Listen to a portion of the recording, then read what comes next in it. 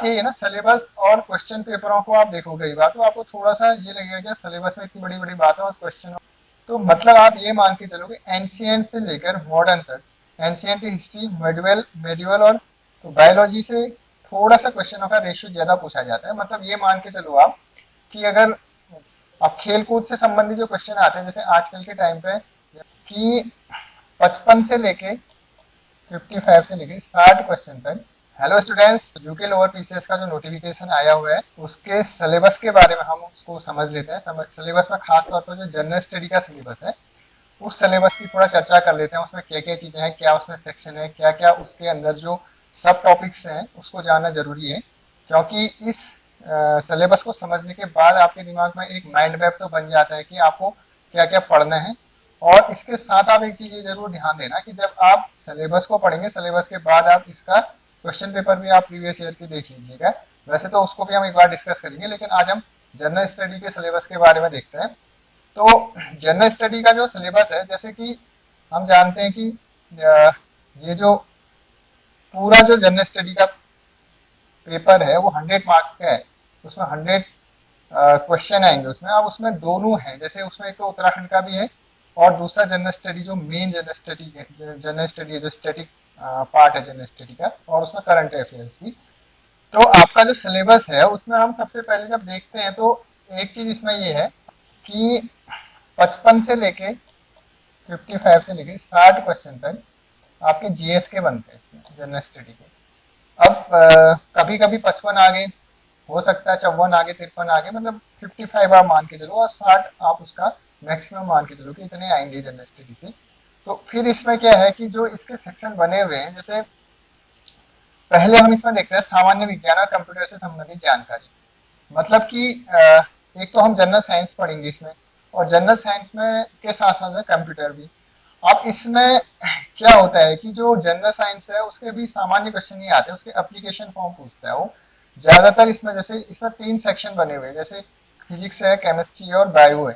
तो बायोलॉजी से थोड़ा सा क्वेश्चनों का रेशियो ज्यादा पूछा जाता है। मतलब ये मान के चलो आप कि अगर जनरल साइंस से जो है 10 क्वेश्चन पूछे जा रहे हैं तो 6 क्वेश्चन करीब करीब बायो से पूछे जाएंगे और बाकी फिर 2 क्वेश्चन फिजिक्स या केमिस्ट्री से इस तरीके से पूछे जाते हैं। तो हम इसमें अगर सिलेबस में देखते हैं तो इसमें लिखा है सामान्य विज्ञान एवं कंप्यूटर संचालन की आधारभूत जानकारी संबंधित प्रश्न, विज्ञान एवं कंप्यूटर की सामान्य समझ, दैनिक जीवन में इनके अनुप्रयोग, प्रेक्षण एवं अनुभव पर आधारित होंगे, जो कि ऐसे शिक्षित व्यक्ति से अपेक्षित है जिसका विज्ञान या कंप्यूटर से किसी भी शाखा में विशेष अध्ययन न हो।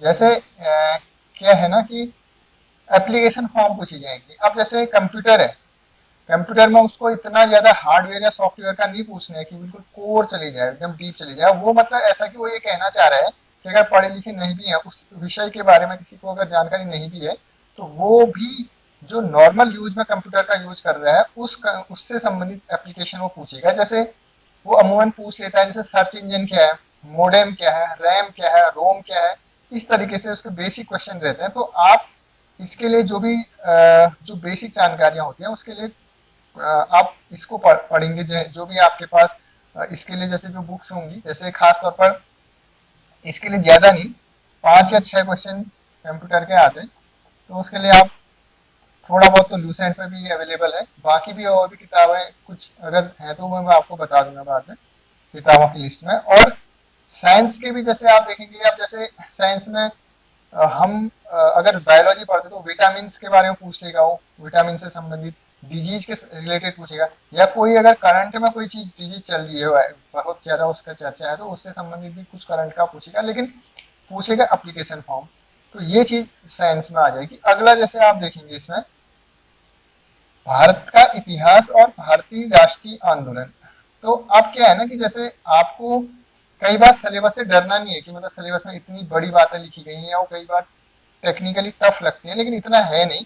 जैसे भारत का इतिहास है, भारतीय राष्ट्रीय आंदोलन के अंतर्गत प्रश्न प्राचीन, मध्यकालीन व आधुनिक भारतीय इतिहास के राजनीतिक, सामाजिक, आर्थिक, सांस्कृतिक पहलुओं की व्यापक जानकारी तथा भारत के स्वतंत्रता आंदोलन, राष्ट्रवाद के विकास एवं स्वतंत्रता प्राप्ति पर आधारित होंगे। तो मतलब आप ये मान के चलोगे एंशियंट से लेकर मॉडर्न तक, एंशियंट हिस्ट्री, मेडिवल मेडिवल और आपका मॉडर्न, ये तीनों आपसे पूछेगा। अब एंशियंट हिस्ट्री में सिलेबस तो ऐसा है ना, देखो सिलेबस तो हमको लगभग सारा पूरा ही करना है, थोड़ा थोड़ा तो मतलब सतही तौर पर तो सभी देखने हैं, लेकिन खास तौर पर जो उसमें लास्ट में हम मतलब जब हमारी तैयारी थोड़ा सा परिपक्व होने लगी तो हमें मेन चीजें उसमें उठा के देखनी, जो उसके टॉपिक जो इंपोर्टेंट होंगे।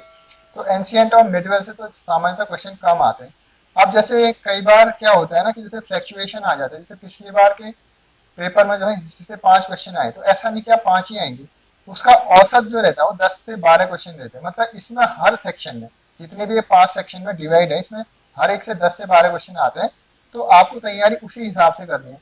तो इतनी सारी बातें, जो इतनी बातें इसने लिखी हुई है, इसमें आपको ले दे के ये समझना है सिंपल भाषा में, आपको एंशियंट पढ़नी है, मेडिवल भी पढ़नी है और मॉडर्न भी पढ़नी है, और उसमें सामाजिक, राजनीतिक, आर्थिक, ये सारी चीजें कवर हो जाती है। क्योंकि अगर आप एनसीएन में पढ़ते हो टैक्स पूछ लिया, तो कोई टैक्स कोई की टर्म पूछ लिया उससे रिलेटेड होगी, या फिर से मॉडर्न में आप पढ़ोगे सामाजिक धार्मिक सुधार आंदोलन पढ़ेंगे, या जो एक तरीके से आर्थिक पढ़ेंगे, सब उसमें जो है पूरा ही पढ़ना है आपको। तो ये इसमें आ जाएगा। अगला जैसे हम देखते हैं इसमें भारतीय राज्य व्यवस्था एवं अर्थव्यवस्था। अब इसमें ये दोनों चीजें अलग अलग हैं वैसे तो, लेकिन इनको एक ही में शामिल किया है, एक ही सेक्शन में। तो इसमें आप क्या पढ़ोगे कि भारतीय राज्य व्यवस्था एवं अर्थव्यवस्था के अंतर्गत प्रश्न, मतलब जो इनके अंतर्गत प्रश्न आएंगे वो क्या होंगे, जैसे भारतीय राज्य व्यवस्था आएगी, ठीक है, संविधान पढ़ना ही है आपको, पंचायती राज पढ़ना है, सामुदायिक विकास तथा भारतीय अर्थव्यवस्था में आपको भारतीय अर्थव्यवस्था पढ़नी है, नियोजन की व्यापक विशेषताओं की समझ पर आधारित होंगे। मतलब कुल मिला के बात यह है कि अगर आप भारतीय राज्य व्यवस्था पढ़ते तो उसमें से राज्य व्यवस्था तो आप सारी पढ़ोगे, उसमें संविधान भी कह रहा हूँ, आप संविधान के बारे में आप सारे पढ़ लोगे। उसमें जैसे आपका संविधान की विशेषताएं हैं, आप उसमें जो है फंडामेंटल राइट्स हैं, ड्यूटीज हैं, डीपीएसपी हैं, ये पढ़ेंगे। राज्य व्यवस्था में संपूर्ण जैसे आ जाएगा, उसमें आप पार्लियामेंट पढ़ेंगे, इसके अलावा जो हमारे इंस्टीट्यूशन है, कॉन्स्टिट्यूशन, नॉन कॉन्स्टिट्यूशनल इंस्टीट्यूशन है। कहने का मतलब उसका ये है सीधी बात कि आपको पॉलिटी भी सभी पढ़नी है, उसमें छोड़ना, मतलब सिलेबस में उसमें छोड़ा कुछ नहीं है। तो इसलिए जो है पॉलिटी जो है आपको पढ़नी है। इसके बाद उसमें जैसे उसने विशेष, जिसमें उसने विशेष टारगेट किया, जैसे इनको आपको बहुत अच्छे से तैयार करना है, जैसे पंचायती राज। और पंचायती राज को आपको थोड़ा डीपली पढ़ना पड़ेगा, ये नहीं कि इसको आप सतही तौर पर देखो, और क्वेश्चन इसमें डीप ही आते हैं। जैसे पंचायती राज में भी जैसे आप ये मान के चलो कि जितने इसमें आर्टिकल्स हैं, मतलब 243 ए से 243 ओ तक जितने भी आर्टिकल हैं वो आपको सारे पढ़ने हैं। तो उसके अंदर की चीजें आपको थोड़ा पढ़नी पड़ेंगी। तो ये जो स्पेसिफिक इसने टॉपिक लिखा हुआ है उसको तो आपको पढ़ना है। उसके बाद जैसे सामुदायिक विकास, कहने का मतलब ये था कि जैसे पहले जो पंचायती राज सिस्टम नहीं था तो उसको सामुदायिक विकास केंद्र के तौर पर स्टेब्लिश किए जाते, जैसे सबसे पहले 1959 में नागौर में ये स्टेब्लिश हुआ था। तो ये एक तरीके से पंचायती राज टाइप की व्यवस्था थी, उस टाइम इसको सामुदायिक विकास योजना इस तरीके से इसको नाम दिया गया था। और इसमें जैसे अर्थव्यवस्था में आपको पूरी भारत की अर्थव्यवस्था, अब आप कहोगे पूरी भारत की अर्थव्यवस्था पढ़ेंगे, देखो ऐसा है, इसमें जो आप पढ़ेंगे वो करंट के क्वेश्चन से, मान लो 5 क्वेश्चन इकोनॉमी से आते हैं तो उसमें आप ये मान के चलोगे 3 क्वेश्चन करंट से आएंगे, ठीक है। जैसे मान लो उसने पूछ दिया ह्यूमन डेवलपमेंट इंडेक्स में भारत का रैंक क्या है, इस तरीके से चीजें पूछेंगे वो। दूसरा जैसे जो 2 क्वेश्चन आएंगे वो स्टैटिक के आएंगे, तो 2 क्वेश्चनों के लिए आपको कुछ कुछ टॉपिक भारतीय अर्थव्यवस्था के अंतर्गत आपको 4 या 5 टॉपिक आप कवर कर लीजिए, ज्यादा इसमें मतलब वो जो इम्पोर्टेंट हो। और नियोजन, जैसे इसने नियोजन खासतौर पर प्लानिंग से, जैसे पहले हमारे यहाँ प्लानिंग कमीशन थी तो 5 ईयर प्लान चलते थे, पंचवर्षीय योजना, तो उससे संबंधित है और उसकी विशेषताएं। अगला है जैसे अगला भारत का भूगोल एवं जनांकिकी, मतलब कि जो ज्योग्राफी है, इंडियन ज्योग्राफी। अब इसने लिखा है इसमें, इसके अंतर्गत प्रश्न भारत के भौगोलिक, पारिस्थितिकी और सामाजिक आर्थिक जनांकिकी पक्षों की व्यापक समझ पर आधारित होंगे। जैसे एक तो इसमें आपको सीधी बात इसको बताएं तो भारत का भूगोल आपको पढ़ना है, जैसे उसमें रिवर सिस्टम हो गया, सॉइल हो गया, माउंटेन हो गया, हिमालयन, मतलब पूरा आपका ये सारी चीजें आपको पढ़नी है। उसकी जो क्रॉप पैटर्न है, इसके अलावा जो उसका एक जो हम बोलते हैं कि जो वनस्पतियां हैं उनके बारे में अध्ययन करना है, तो ये आपको सारी चीजें इसमें देखनी है। अब बात क्या है कि जैसे इसमें जो सिलेबस है इसमें इसने लिखा है, इसके अंदर प्रश्न भारत के भौगोलिक पारिस्थितिक सामाजिक आर्थिक जनांगीय कक्षों की व्यापक समझ। इसने इसमें वर्ल्ड ज्योग्राफी का जिक्र नहीं किया है, लेकिन बात यही है ना, सिलेबस और क्वेश्चन पेपरों को आप देखोगे कई बार तो आपको थोड़ा सा ये लगेगा कि सिलेबस में इतनी बड़ी बड़ी बातें और क्वेश्चनों का अलग, तो इसलिए क्वेश्चनों से भी आपकी समझ अच्छी बनेगी, आपको वो भी देखने। तो वर्ल्ड ज्योग्राफी के भी क्वेश्चन उसने पूछे हुए हैं 2016-2011 के पेपर्स में, एग्जाम में पूछे गए लोअर पीसीएस के, तो आपको वर्ल्ड ज्योग्राफी के भी कुछ चैप्टर देखने हैं इसमें, ठीक है। तो मतलब सारे नहीं, कुछ कुछ देखने हैं आपको। तो ये आपका भूगोल हो गया। पांचवा सेक्शन जो है हमारा लास्ट, वह समसामयिक घटनाएं। अब वो बोला इसके अंदर समसामयिक उत्तराखंड राज्य और राष्ट्रीय एवं अंतरराष्ट्रीय महत्वपूर्ण घटनाओं, खेलकूद सहित की समझ पर आधारित होंगे। मतलब इसमें वो ये कहना चाह रहा है कि एक तो करंट अफेयर जो आएगा वो उत्तराखंड का भी आएगा, और जो आपका राष्ट्रीय और अंतरराष्ट्रीय होगा वो भी इसमें आएगा। तो इसमें होगा क्या कि जैसे राष्ट्रीय अंतरराष्ट्रीय के रेशियो कुछ ज्यादा होगा इसमें, और खेलकूद भी उसमें शामिल होगा। अब खेलकूद से संबंधित जो क्वेश्चन आते हैं, जैसे आजकल के टाइम पे ज्यादातर करंट से रिलेट करते हो, कभी कभी अगर उसने कोई इंस्टीट्यूशन पूछ लिया किसी का जो स्पोर्ट्स से संबंधित होता है, उसके बारे में पूछता है, उसकी इस्टेब्लिशमेंट के बारे में, बाकी ज्यादातर क्वेश्चन लेकिन वो भी पूछता है, या फिर किसी का ट्रॉफी हो गई या कप हो गया ये पूछता है। दूसरा जो है इससे मतलब करंट से ज्यादा पूछता है वो, और करंट के क्वेश्चनों का भी रेशियो जो है 10 से 12 क्वेश्चन रहते ही हैं, तो इसलिए आपको ये भी अच्छे से तैयार करना है।